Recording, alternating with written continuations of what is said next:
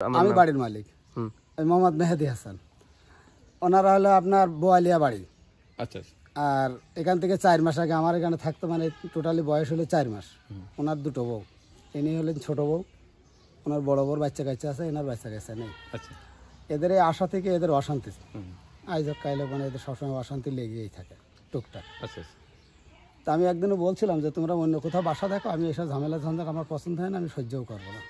তো বলছিল ভাই ঠিক আছে তাহলে আমরা চলে যাবো। আচ্ছা ঠিক আছে তাহলে যাও, কোনো সমস্যা নেই, সেইভাবে থাকো। হঠাৎই আজকে ফরজের নামাজ পড়ে আমি বাসার থেকে মানে মসজিদ থেকে বাসায় আছি, এসে থেকে আমাদের বাড়িতে চারিপাশে লোকজন কী রে হাঁকার হুকার হচ্ছে।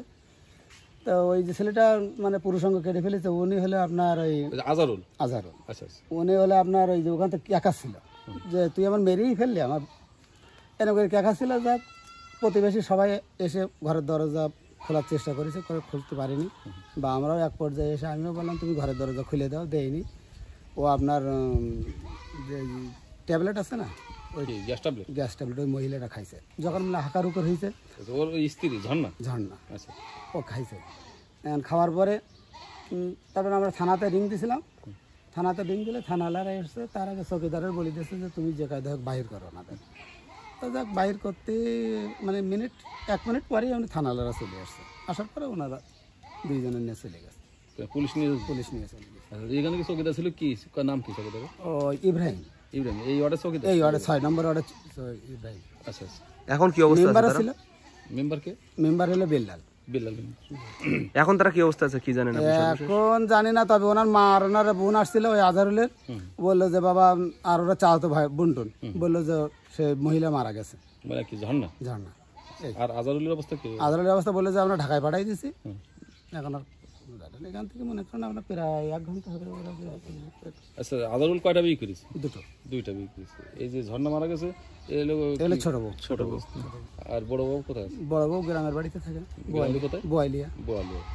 আর এ আপনার বাড়িতে ভাড়া থাকতো, তাই তো? জি। ভালো না, আমি কিছু জানি না। তো কি দেখলেন সকালে এসে? সকালে এসে দেখলাম ওই মানে অভিযোগ করা হচ্ছে, আইসি ওই যা দেখলাম, তাছাড়া আর কিছু দেখেনি। আমি দেখ কাজে চলে গেলাম সঙ্গে সঙ্গে। মানে ওটা কি কেটে ফেলা দিয়েছে একদম? ওটা কাটিয়ে শুনলাম, এটা শোনা কথা আমার, যে ঝুলি দিয়ে একবারে আমি দেখলি আমার ওই ফিট হয় বলে আমি যাইনি।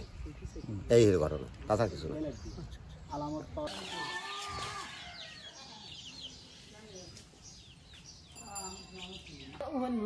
এ তো অন্য লোক, তৃতীয় পক্ষ। কি বলছে এটা? ওই যে আপনার মারা গেছে নাকি? কিভাবে একটু বলেন না, উনি যে কথাটা বললেন যে বড় ভাই যে আসগার ফকিরের জামাই। আচ্ছা। উনি বললেন যে বড় ভাই সেই আজা নাকি মারা গেছে। কোথায়? তাহলে যশোর পর্যন্ত নিয়ে যাচ্ছিল, ওই পর্যন্তই মারা গেছে। এই বললাম তাহলে ওরা আত্মীয় স্বজনরা বলবে না পরে। ওর বাড়িও যায়নি। আচ্ছা। শুনলাম ওর আরেকটা বউ আছে, বইলি সেখানে গিয়ে 1 সপ্তাহ ছিল। আচ্ছা। থাকার পরে বাড়ি এসেছে, বাড়ি আসার পরে নিয়ে বউ খেতে কিছু গন্ডগোল করি ওর ঘুমের বড়ি টড়ি খাবাই। শেষ রাত্রিরে হাত টাত বান্ধি, পা বান্ধি, তা ওই কাজ করি হল টল দন টল সব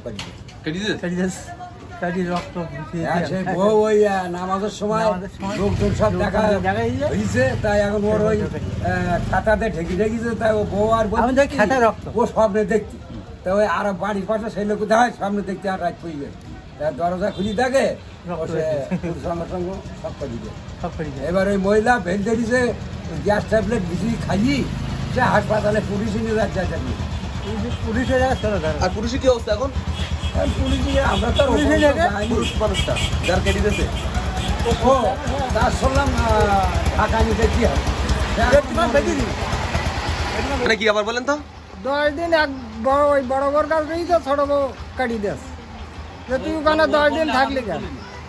খবর কাজ 10 দিন তুই আমার কাছে থাকলে নি কেন? তাই আগে কাটি দেস যে তুই যাতে এদিক ওদিক না করতে পারিস, সেই কাজ করে দিলাম তো।